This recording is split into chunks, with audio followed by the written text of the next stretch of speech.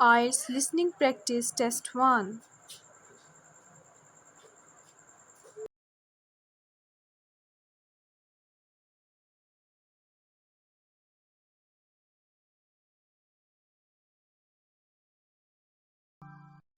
Test 5. You will hear a number of different recordings, and you have to answer questions on what you hear. There'll be time for you to read instructions and questions. And you have a chance to check your work. All the recordings will be played only once. The test is in 4 sections. At the end of the test, you will be given 10 minutes to transfer your answers to an answer sheet. Now turn to Section 1. Section 1. You will hear a conversation. First, you have some time to look at questions 1 to 7.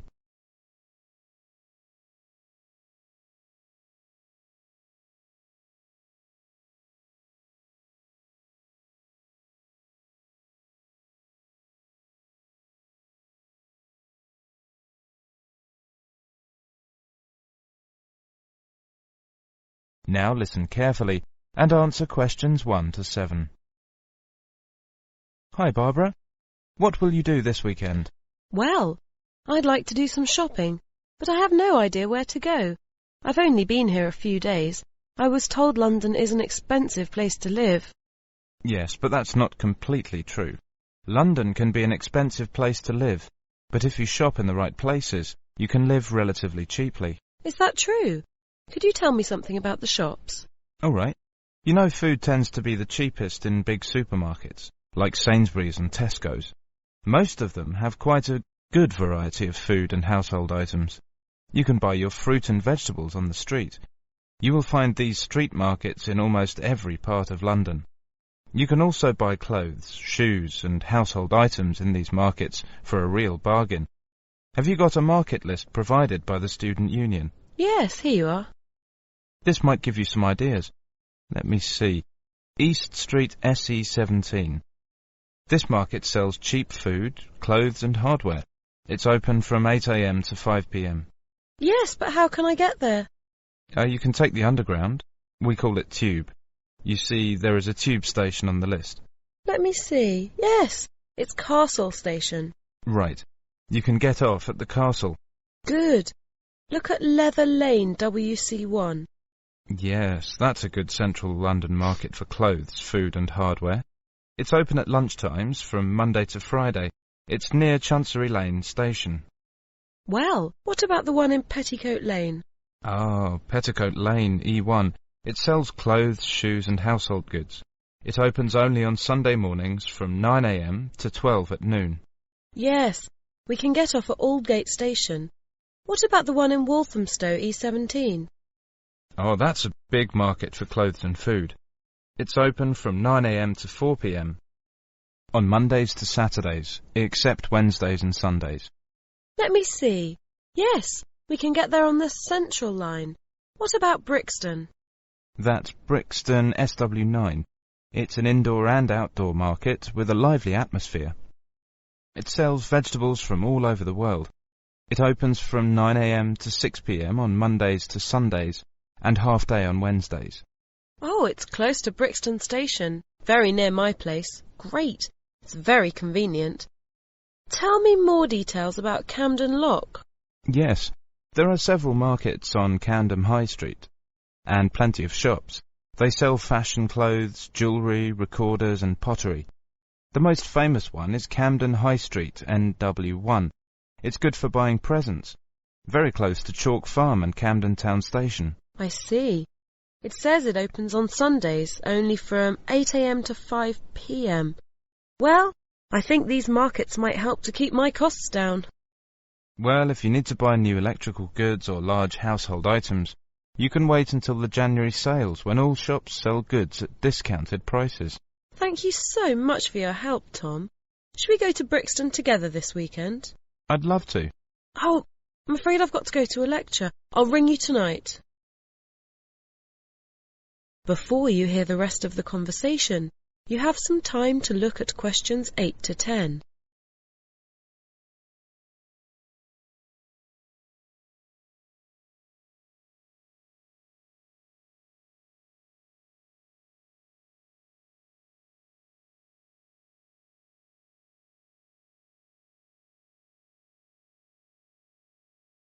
Now, listen carefully and answer questions 8 to 10. 401065. Hello, is that you, Tom? Hi, Barbara. Have you decided where to go tomorrow? Yes, I'd like to go to Camden Town to shop. Would you like to go there with me? Yes, I'd love to. That's a good market. Mary's here with me now. She wants to go there too. Shall we meet at Camden Town Station? Okay. How are you going there? We'll go there by bus. It's only 3 stops from my place. Well, we might walk there if the weather's fine. How will you get there? I think I'll have to take the Underground. I'm at Bond Street and I'll take the Central Line first and get off at Tottenham Court Road. OK. Take the Central Line and get off at Tottenham Court Road. Then you want the Northern Line to Camden Town. It's only about 4 stops. Make sure you get a northbound train, though. You want northbound Camden Town, OK? Okay, I think I can find the way. I have an Underground map with me now. What time shall we meet tomorrow? How about 1 hour earlier, say 9:30? Fine, that will be all right. See you tomorrow. Bye. That is the end of section 1, and now you have half a minute to check your answers.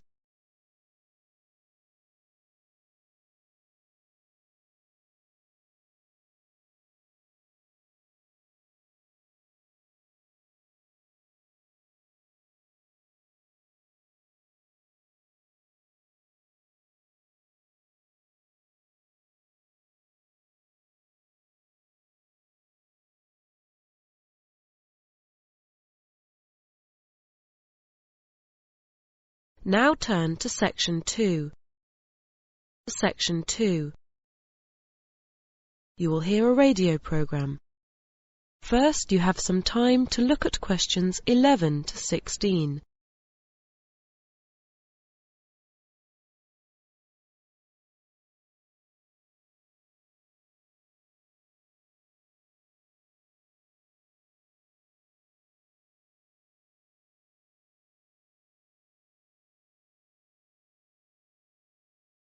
Now listen carefully and answer questions 11 to 16. Welcome, and indeed welcome every Friday afternoon at 2:15 to Postbag, your chance as listeners to let us know what you think about our programme and current issues. This week our Postbag has been virtually overflowing. Not that we're complaining, mind you. Many of you, in fact a staggering 4,373 of you to be precise, have completed Radio South's listener phone-in survey. Some general points. 83% of you think that the radio station has improved over the past year, and only 7% that it has got worse. Most of you think that the radio station provides an excellent service. That's a big thumbs up for Radio South. Some more statistics. A rather disappointing 64% of you did not like the start of the new international radio soap that began on Wednesday evenings last month. Many of you said that it was too vulgar and puerile, with no plot, no excitement, and only 17% said that they liked it. We passed on your messages to the producer, and he said that he had received a number of letters and countless phone calls, saying how innovative and modern the plot was. In fact, the figures for those listening had more than doubled for the second programme. We'll have to wait and see how this one develops. And for 87% of you, the new starting time of 5 a.m. for the wake-up show went down really well. Only a small disapproval rating for this one. In fact, only 3%. Many of you said the earlier time is a real hit. Unfortunately, the wine show has not gone down well at all. It's had a 15% approval rating and 25% who did not like it, and 60% who didn't know. Sadly, the main comment was that the programme is downright boring. Maybe wine is going out of fashion. The full survey will be published next month, and it is free on request. And now to our weekly letters slot. Before you hear the rest of the programme, you have some time to look at questions 17 to 20.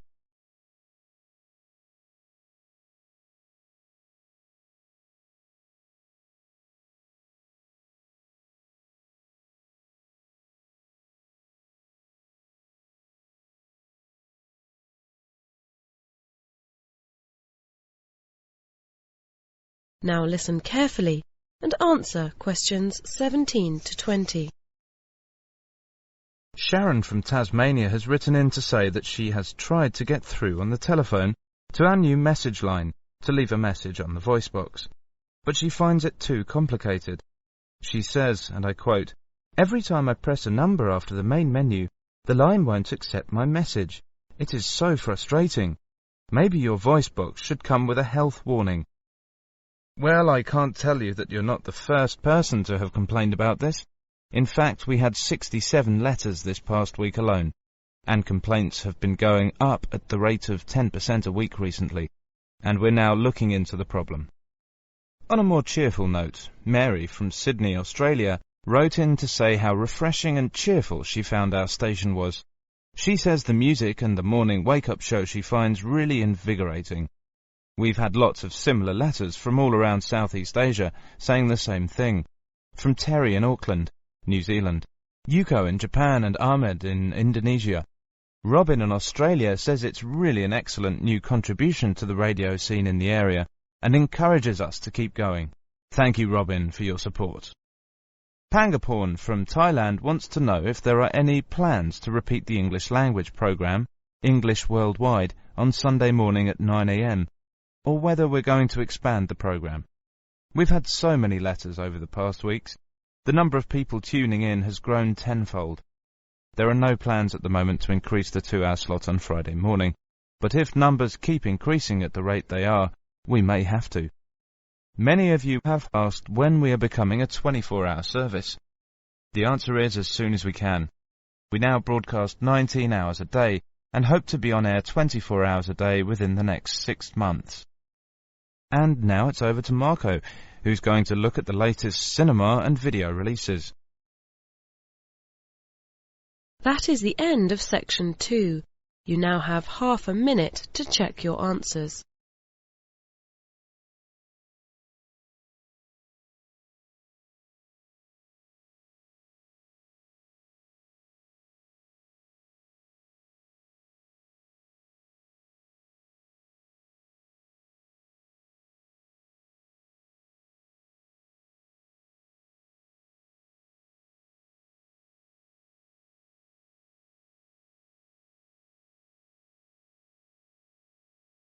Now turn to section 3. Section 3. You will hear a conversation between a college tutor and a student about writing a book review. First, you have some time to look at questions 21 to 30.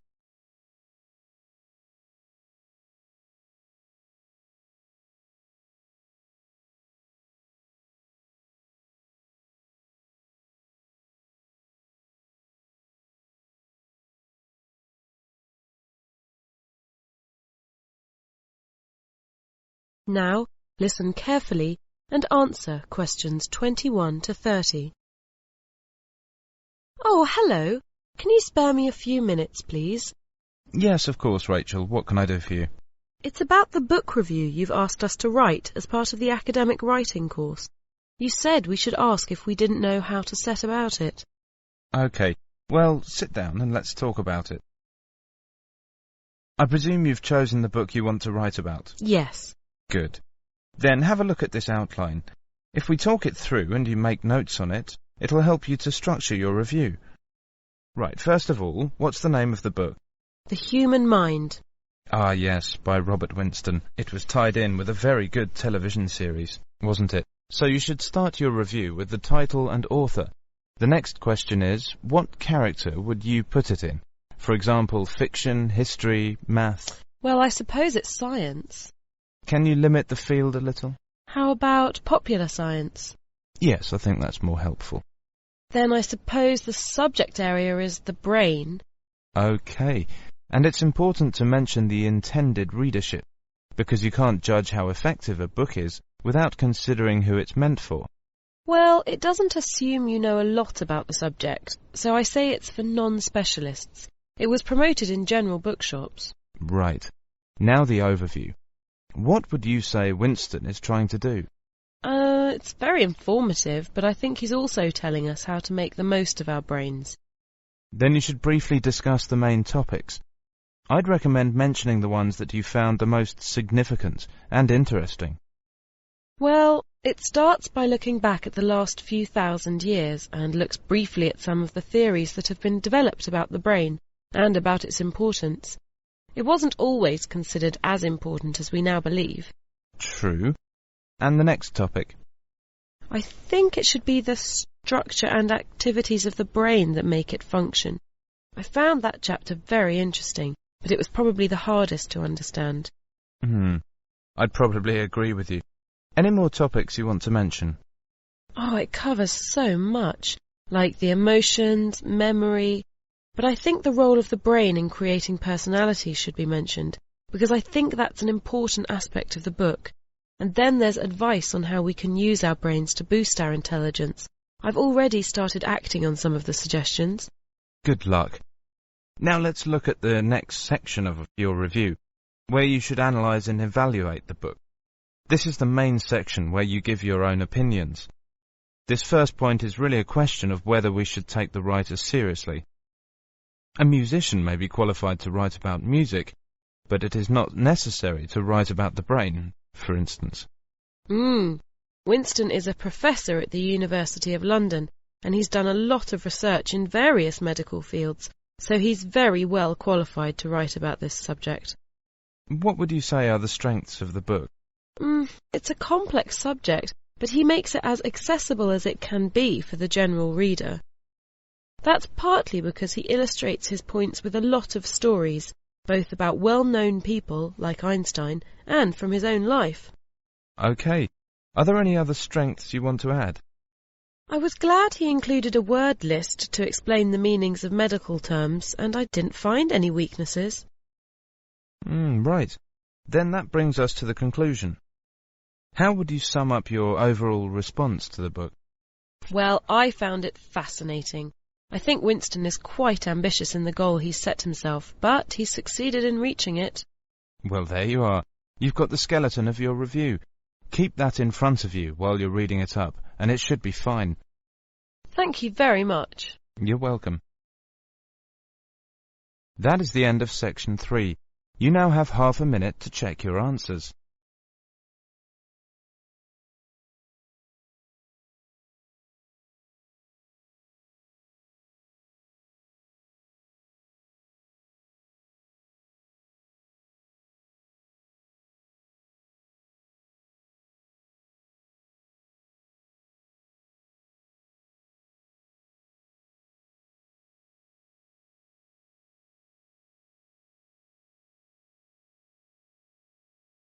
Now turn to section 4.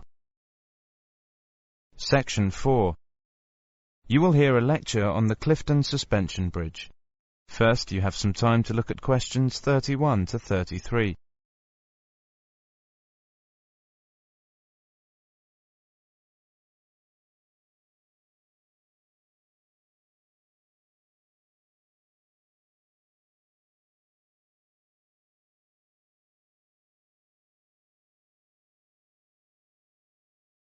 Now listen carefully and answer questions 31 to 33.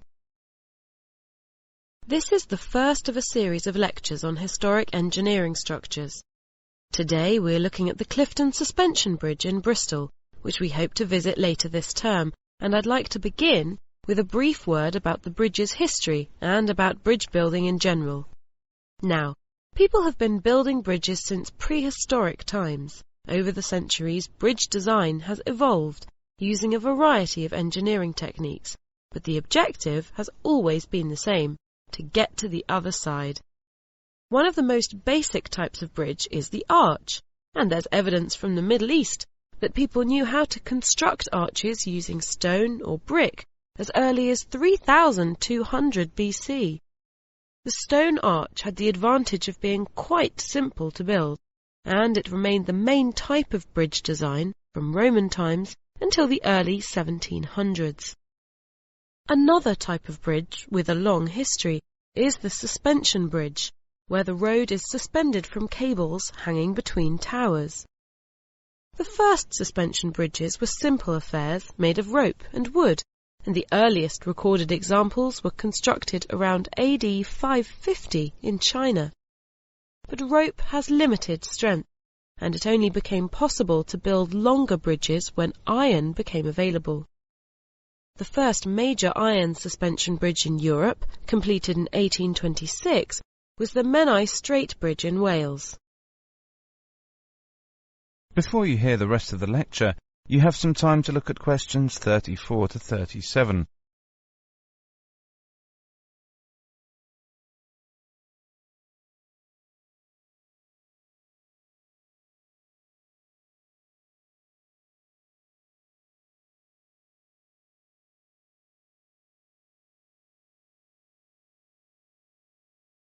Now listen carefully and answer questions 34 to 37. The story of the Clifton Suspension Bridge in Bristol began just 3 years later, in 1829. At that time, the city authorities wanted to build a bridge over the River Avon. In order to choose the best design, they organised a competition, and the winner, announced in 1831, was an engineer by the name of Isambard Kingdom Brunel. Work began the same year, but was almost immediately interrupted when serious riots broke out in the city. As a result, investors lost confidence, and work stopped until 1836.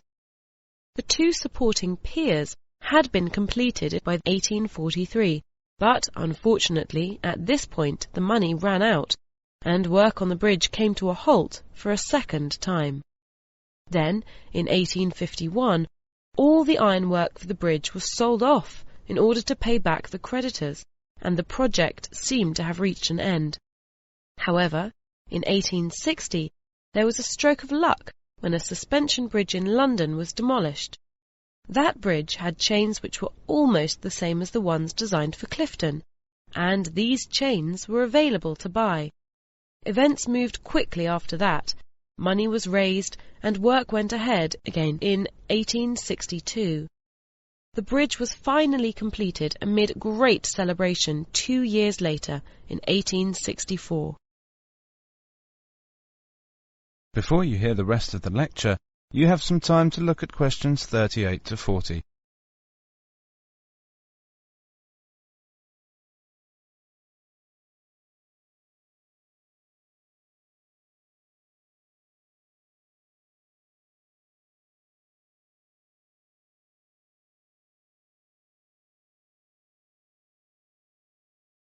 Now listen carefully and answer questions 38 to 40.